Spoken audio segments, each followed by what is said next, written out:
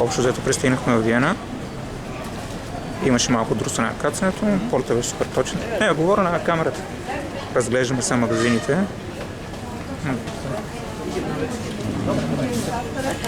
Ядене. Не. Бомбонен. Милка. И сега общото трябва да губиме 4 часа. Да се разхождаме наляво надясно, докато не излезе следващия полет. Да рейда умниците, които ни забавиха билетите. Колко беше? Това е положението. Шоколади здраво. Ядене навсякъде.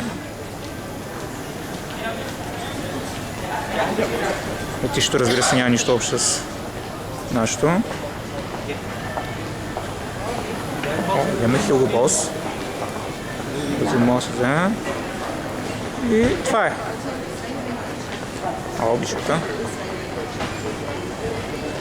Хайнеман. Колко да си е. Лудница пълна.